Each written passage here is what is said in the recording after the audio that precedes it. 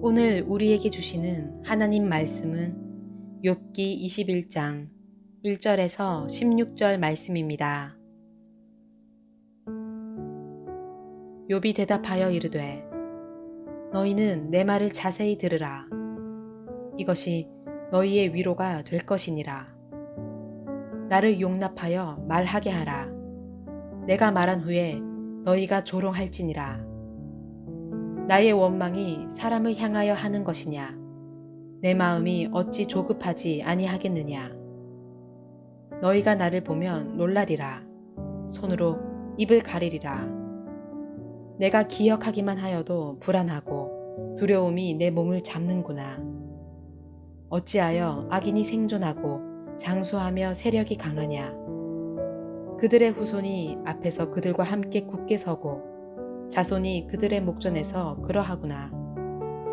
그들의 집이 평안하여 두려움이 없고 하나님의 매가 그들 위에 임하지 아니하며 그들의 수소는 새끼를 베고 그들의 암소는 낙태하는 일이 없이 새끼를 낳는구나. 그들은 아이들을 양떼같이 내보내고 그들의 자녀들은 춤추는구나.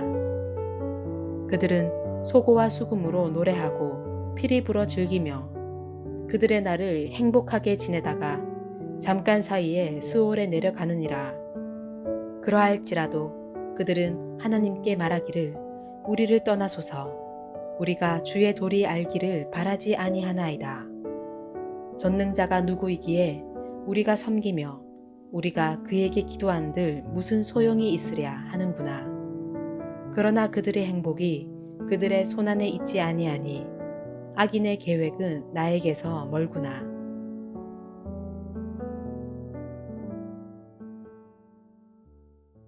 오늘 본문 6절에서 욥은 내가 기억하기만 하여도 불안하고 두려움이 내 몸을 잡는구나 라고 말합니다. 사람들은 자신의 과거를 묻어두려고만 합니다. 그러나 오늘의 나는 나의 과거가 표현되는 것입니다. 욥의 고백이 내가 기억하기만 해도 불안하고 두려움이 우리의 몸을 사로잡는다고 고백했는데 우리는 이 과거를 돌아보아야 합니다. 과거에 어렸던 나를 이해하고 그 어린 나를 사랑할 때 열등감에서 해방될 수 있습니다. 오늘은 우리가 자존감에 대해서 생각을 해보려고 합니다.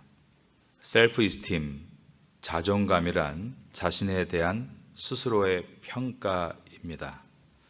자존감이 높으면 셀프 컨디션이라고 하죠. 자신감이 커집니다. 나는 할 수 있다라고 말하는 심리적인 생기를 가지고 살아가는 사람은 자존감이 높은 사람입니다. 가령 어저께 부도가 나고 괴로운데 그 다음날 아침에 눈을 뜨면서 나는 다시 시작할 수 있다라고 외치는 사람이 있습니다. 자존감이 높을 때 극한의 위기에서도 자신감을 갖는 것입니다. 반면에 어제 아무런 일도 없었습니다. 그러나 아침에 눈을 뜨면서 왠지 오늘은 불안할 것 같고 어떻게 살아야 되는가 걱정으로 시작하는 사람이 있습니다. 자존감이 낮을 때 자신감도 적어지는 것입니다. 그리고 이 둘 사이에는 허세가 있습니다. 과대망상이라고도 부르는데 아무것도 준비하지 않으면서 무조건 나는 할 수 있다. 이것을 우리가 허세라고 합니다. 건전한 자존감하고는 거리가 먼 상태라고 할 수 있습니다. 어느 신학교에서 시험을 치는데 한 학생이 공부를 안 한 상태로 시험지를 받자마자 기도를 하는 겁니다. 하나님, 오늘 이 시험 문제를 읽을 때 답을 알 수 있게 지혜를 주십시오. 사지선다야 대충 찍을 수 있지만 주관식은 어떻게 할 수가 없었습니다. 그러자 이 다급해진 학생이 답안지에다가 마가복음 9장 23절을 적는 겁니다. 할 수 있거든이 무슨 말이냐? 믿는 자에게는 능치 못할 일이 없느니라. 그래놓고 괄호 열고 하나님은 모든 답을 아십니다. 이렇게 적어놨습니다.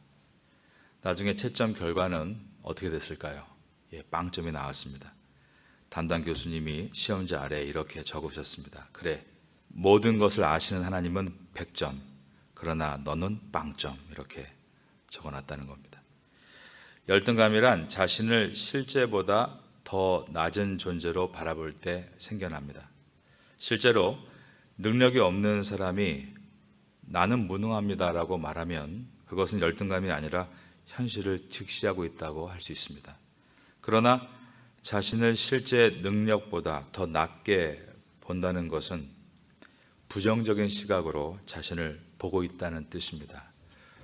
오늘 이것을 한번 돌아보려는 목표를 가지고 오늘은 강해 설교가 아니라 주제 설교를 하려고 합니다.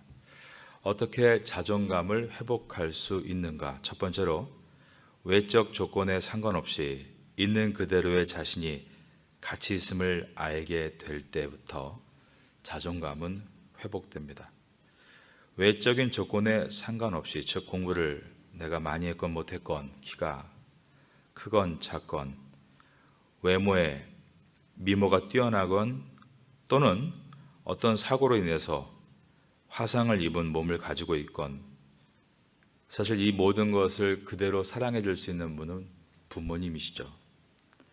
그래서 부모님께 조건 없는 사랑을 받은 사람은 자신의 컴플렉스가 자신의 열등감으로 이어지지 않는 경우도 많이 있습니다. 반대로 오히려 자존감이 높은 경우도 있습니다. 자존감이 낮은 M이란 사람의 이야기를 읽은 적이 있습니다. 이 남자는 국내 유명 회사의 임원이었는데도 늘 자신과 남을 비교하면서 열등감을 느끼곤 했습니다. 그가 최근 가장 큰 열등감을 느낄 때는 자기 직속 부하 직원인 S라는 사람을 대할 때였다고 고백을 합니다. 하루는 아침 회의를 마치고 돌아온 M이 시기심과 분노로 부들부들 떨고 있었습니다. 왜냐하면 임원회의 때 자신이 낸 의견이 거부당하고 자기의 부하 직원인 S의 의견이 받아들여졌기 때문입니다. S가 몇 주 전에 사장과 출장을 다녀온 후부터 인간관계가 두터워지고 어떤 일은 자신을 거치지 않고 사장이 직접 지시하는 것처럼 느껴졌습니다. 그러다가 오늘 아침 회의 때 자신의 의견이 거부당하고 부하 직원 S의 의견이 받아들여지자 분노가 터지면서 감정 조절을 실패한 것입니다. 이것은 창세기 4장에서 가인과 아벨의 제사를 하나님께서 동생의 제사만 받으셨을 때 가인이 느꼈던 수치스러운 감정과 같습니다. 남과 비교당했다는 열등감이죠. 사회생활을 하면 어쩔 수 없이 이런 상황들은 발생할 수밖에 없습니다. 개인적인 업무 가운데 더 좋은 의견이 채택이 되고 나머지는 사장되는 것은 그저 사회에서 일어나는 일반적인 일들입니다. 그럴 때 자신의 의견이 택해지지 않은 것에 대해서 스스로 무엇이 문제였는가를 분석하고 준비하고 더 좋은 의견을 창출해내는 것은 건전한 것입니다. 그런데 이런 상황이 있을 때마다 못 견디는 사람들이 있습니다. 그들의 뒷면에는 열등감이 내재되어 있기 때문입니다. 이 M이란 사람의 어린 시절 이야기를 들어보면 그것을 생각해 볼 수 있습니다. 어린 시절 외삼촌 사업이 망하면서 동갑내기 외사촌이 1년간 자기 집에 함께 살게 되었다고 합니다. 그때가 고등학생 때였는데 외사촌은 근면한 아이였고 친척집이라서 조심스러웠겠죠. 아침에 일찍 일어나서 방 청소도 하고 집안일도 잘 거들어주는 부지런한 학생이었습니다. 부모님은 그런 외사촌을 입이 닳도록 칭찬을 했습니다. 공부도 자기보다 잘했습니다.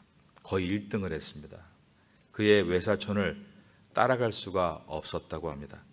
그때마다 아버지는 너는 왜 똑같은 밥 먹고 똑같이 공부하는데 왜 그 모양이냐, 내 사촌 밥만 따라가 봐라 라고 야단을 치셨다고 합니다. 그때 어린 M의 자존심이 많이 상했습니다. 굴러온 돌이 박힌 돌 뽑는다는 속담과 같이 주객이 전도된 기분이었다고 합니다. 마치 외사촌이 집 주인 같고 자기가 외사촌의 방에 오늘도 얹혀 살러 들어가는 것처럼 그런 강박관념이 들기를 시작했습니다. 이런 기분을 어머니께 말씀을 드린 적이 있었는데 어머니는 되려 불쌍하고 착한 애를 험담한다고 혼을 내셨다고 합니다. 자녀의 입장에서 나의 외적인 조건에 상관없이 모든 것을 그대로 받아주시는 분이 오직 부모님이신데, 그런 부모님으로부터 능력에 대해서 비교를 당할 때 어린 소년 M에게는 열등감이 자리 잡기 시작합니다. 세상은 유능한 사람들의 것이구나. 무능하면 설 땅이 없고 무능하면 내 방도 내 것이 아니구나. 부모님까지도 늘 능력 있는 놈의 편이 되는구나. M의 과거인 소년 M에게 있던 이러한 상실감이 그날 아침에 또다시 폭발해서 나의 의견이 떨어지고 나의 부하 직원이 수렴되는 것에 대해서 그가 견디지를 못하고 있었던 것입니다. 사실 아이가 부모에게 버림받는 것은 상상할 수 없을 만큼 두려운 일이죠. 그렇기 때문에 아이는 부모가 원하는 아이가 되기 위해 필사적입니다. 그러나 부모의 눈높이에 맞추는 아이가 몇이나 되겠습니까?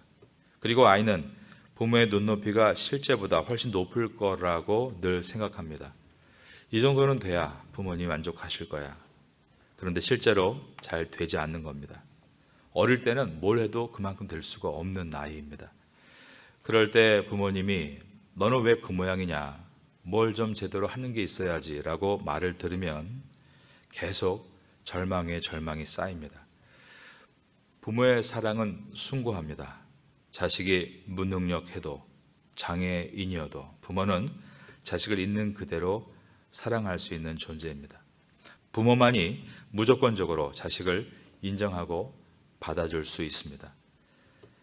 이러한 부모의 사랑을 반복해서 잘 얻게 되면 한 인간으로서 사랑받는 존재로 남을 사랑하는 자존감 있는 존재가 됩니다. 그러나 부모의 눈 밖에 난 아이들, 부모의 기대를 충족시켜주지 못하는 아이들, 우울한 부모의 아이들이나 너무 바쁜 부모의 아이들은 이러한 무조건적인 자기 사랑의 수용을 경험해 보지 못하게 됩니다. 결국 좋은 부모를 만나야 열등감이 생기지 않고 자존감과 자신감을 얻을 수 있다. 자, 여기까지가 세상에서 말하는 심리학입니다. 그런데 여러분, 어떻게 인간이 어린 시절 좋은 부모님 밑에서 좋은 영향력으로만 살아갈 수 있단 말입니까? 부모님의 깨진 거울로 내가 다른 친구들과 비교당하기도 하고, 또 어떤 부모님은 채찍과 당근으로 나를 뛰게 만드시면서도 늘 내 마음속에는 내가 완성하지 못했다라는 그러한 불효를 만드는 가정의 분위기도 있는 것이 사실입니다. 그러나 우리에게는 이것과는 전혀 다른 새로운 차원의 부모님이 계십니다. 세상의 부모님께 다 받지 못한 이해와 사랑을 우리를 구원하신 하늘 아버지의 은혜 앞에 나아가 그분의 이해와 사랑을 받으며 회복되는 것입니다. 하나님은 깨진 거울이 아니십니다. 나를 비뚤게 보시지 않으시는 완전한 거울이시고 나를 지으신 분입니다. 나를 어머니 뱃속에 있기 전부터 조성하셨고 이 땅에 태어나게 하신 분이 하나님 아버지이십니다.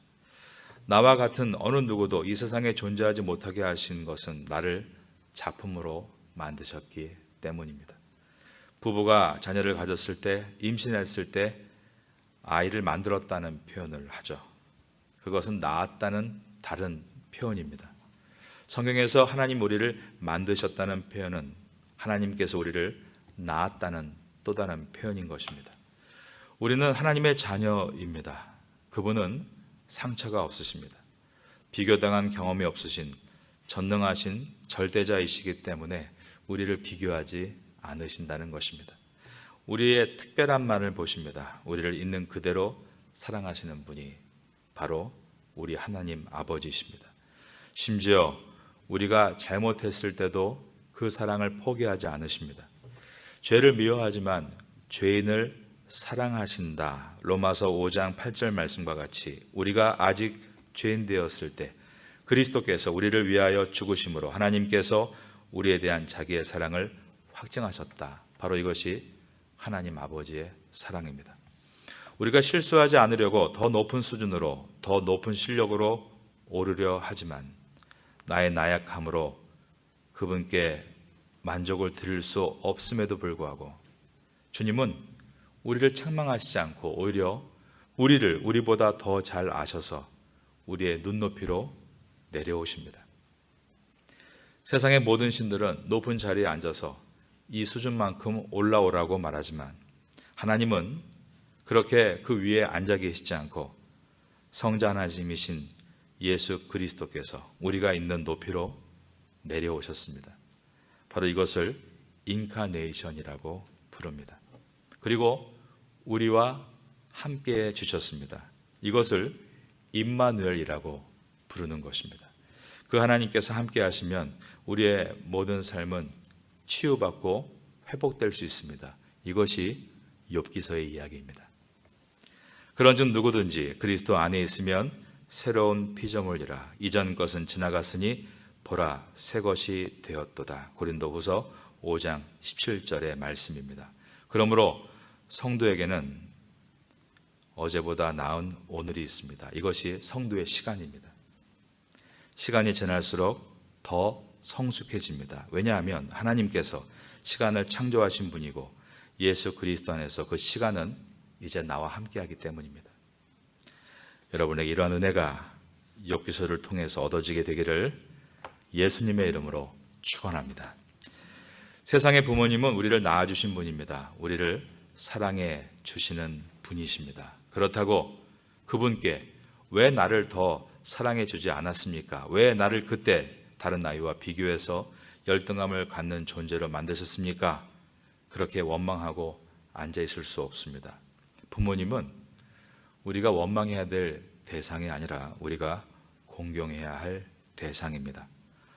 나를 어느 조건도 달지 않고 있는 그대로 사랑할 수 있는 분은 하나님이십니다. 욥이 하나님께 원망하는 것은 바로 그것입니다. 그분만이 내가 사랑할 수 있고 내가 원망할 수 있는 분입니다. 그 원망은 하나님 앞에 신적 모독을 하는 것이 아니라 하나님만을 의지한다는 사랑의 표현인 것입니다. 이렇게 하나님을 만나고 하나님의 말씀의 거울에 자신을 비추어 가다 보면 회복이 이루어집니다. 이것 또한 욥기서에서 우리가 보게 될 내용들입니다. 자존감이 회복되고 자신감이 생기는 것입니다. 욥기서를 읽을 때 행여나 마지막 42장에 그의 재물과 건강과 가족이 다시 회복됐다고 해서 그의 자존감이 회복됐다라고 이해한다면 욥기서를 전혀 잘못 이해하고 있는 것입니다. 과정을 통해 하나님과의 만남을 통해 자존감은 회복되는 것입니다. 우린 이것을 은혜 받았다라고 표현합니다. 여러분 모두가 욥기서를 통해서 은혜 받게 되기를 주님의 이름으로 축원합니다. 자존감을 회복하기 위해서는 작은 성취감들을 자꾸 경험하게 만들어야 합니다. 열등감을 몰아내고 자존감을 회복하는 방법은 작은 성취감들을 자주 경험하게 해주는 것입니다. 예컨대 아이가 걸음마를 배울 때 아이는 자꾸 넘어지지만 스스로 다시 일어서려는 시도를 반복하죠. 그러다가 마침내 한 걸음을 걸을 때 그 아이가 엄청난 기쁨을 느낀다고 합니다. 우리는 근데 사실 걸음마를 뛸 때의 기억은 없죠. 너무 어릴 때, 아기 때의 기억은 우리가 갖고 있지 못하지만 두발 자전거를 타려고 시도하다가 처음에 중심을 잡고 싱싱 가운데 중심으로 달렸던 그때가 우리에게 기억이 있습니다. 정말 멋지지 않았습니까? 아이가 엄마가 운반해 주지 않아도 혼자 걸어서 장소를 이동하게 될 때의 기쁨을 학문적으로 유포리아라는 행복감이라고 부릅니다. 이것은 행복에 도취된 정도의 기쁨을 뜻합니다. 자존감을 회복하기 위해서 이와 같은 성취감들이 모여지게 됩니다. 그래서 어릴 때, 초등학교 때 선생님들은 별도장을 많이 찍어주셨죠. 2개도 찍어주시고 정말 잘했을 때 4개까지 찍어주십니다. 어린 시절에 성취감을 맛보려고 하는 이러한 배려들은 이미 세상 교육에서도 잘 드러나 있습니다. 그런데 우리가 하나님의 자녀로 성도로서 이 땅에 살려고 할 때 하나님은 우리를 온실의 화초로 키우지 않으시고 욥과 같이 거친 세상으로 내모실 때가 있습니다. 그것은 우리에게 어떤 숙제를 주시는 것이고 그 숙제를 이겨나갈 때 거기에서 얻는 성취감이 우리에게 돌아오게 하시기 위한 또 하나님의 방법입니다. 문제를 만나고 문제를 스스로 풀고 그리고 그 문제를 풀 수 없었을 때에도 하나님은 다시 우리에게 기회를 주심으로 우리를 기다려 주시면서 계속 그 문제를 스스로 풀어갈 수 있도록 인도해 가십니다. 이것이 욥기서입니다. 욥기서에 나오는 욥과 세 친구들의 이야기를 보면 욥만이 우리의 이야기가 아니라 욥의 세 친구인 엘리바스와 빌닷과 소발도 우리의 이야기인 것을 보게 됩니다. 우린 그렇게 지금도 숙제를 하고 있는 것입니다. 스스로 문제를 풀 수 있도록 실패할 수도 있지만 또 늦게 다시 문제의 답을 얻을 수 있도록 하나님은 그 네 사람을 기다리고 계십니다. 남편과 아내에게도 마찬가지입니다. 우리가 서로 어떤 때 욥이 될 수 있고 어떤 땐 소발이 될 수 있습니다. 서로가 서로를 기대하며 기다리는 것입니다. 서로 깎여가면서 아름답게 성화해 나아가는 것입니다. 작은 성취감을 계속 갖게 되면 자신감이 생기고 이제는 점점 큰 일도 감당할 수 있게 됩니다. 예수님은 이것을 마태복음 25장에서 달란트로 비유하시면서 착하고 충성된 종아, 내가 작은 일에 순종했기 때문에 이제 큰 일을 맡긴다라고 하시면서 작은 일들이 감당할 때 그것을 가지고 큰 사명도 감당하는 것이 하늘의 원리다라고 말씀하셨습니다.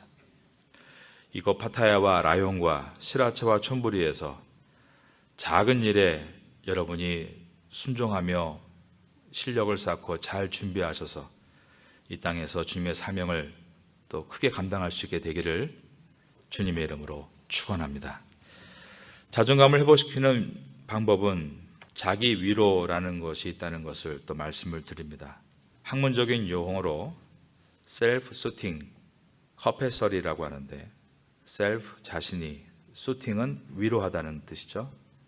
그리고 capacity는 수용 한계라고 말할 수 있습니다. 스스로를 위로할 수 있는 수용 능력이란 뜻입니다. 가난아이가 울 때 엄마가 아이의 등을 다독거립니다. 아이는 울음을 그치고 고난 잠에 빠집니다. 엄마의 위로하는 능력이죠. 아이가 배가 아플 때 엄마가 배를 만져줍니다. 그런데 정말로 배가 아프지 않습니다. 엄마의 위로 기능입니다. 하나님께서 우리에게 이러한 self-soothing capacity를 자기 위로 능력을 부여해 놓으셨습니다. 그래서 이 모든 원리를 가지고 우리가 먼저는 가까이 있는 남편을 위로할 수 있고 또 아내를 위로할 수 있고 자녀들에게 위로를 줄 수 있습니다. 그리고 이웃들에게 또 기회가 있을 때 위로해 줄 수 있습니다. 무엇보다 자기 자신에게 위로와 격려를 보낼 수 있습니다. 하나님 말씀이 있죠. 너 하나님의 사람아. 이것을 바꿔서 나 하나님의 사람아. 나를 또 위로할 수 있습니다. 학내 폭력을 당한 사람, 어떤 심한 압력과 괴롭힘을 당한 사람, 그런 사람에게 내가 못나서 이런 일을 당했다. 나는 용기가 없어서 그 상황을 빠져나가지 못했다. 그러한 괴로움의 음성이 내면에서 올라옵니다. 그런데 또 다른 음성이 내 마음에 있습니다. 그래도 힘을 내고 이제 이렇게 살 수는 없으니까 다시 일어나야지. 바로 이것이 모든 인간에게 하나님께서 부여하신 자기 위로 능력입니다. 그런데 이 능력은 그런 정도에서 끝나는 것이 아니라 불타오를 수 있습니다. 그것은 바로 하나님의 말씀에 의해서입니다. 하나님 말씀이 욥과 같이 외로울 때, 힘들 때 내 안에 불꽃을 일으키고 그러면서 정말 나에게 주시는 말씀으로 다가오게 하십니다. 그럴 때 예수님께서 마가복음 9장 23절에서 하신 할 수 있거든이 무슨 말이냐, 믿는 자에게는 능치 못할 일이 없느니라. 이것은 그저 수험생이 공부하기 싫어서 꾀를 부릴 때 쓰는 말이 아니라 정말 내 인생의 절벽에서 나를 능력 있게 만드는 주의 말씀이 될 수 있는 것입니다. 우리의 인생 가운데 코로나의 생활이 이것과 같은 어려운 현실을 할지라도 이 안에서 우리가 하나님과 함께 할 때 더 여물어지고 성숙해진다는 것을 기억하고 오늘도 주어진 하루의 삶을 주와 동행하며 은혜 가운데 살아갈 수 있게 되기를 마지막으로 예수님의 이름으로 축원합니다.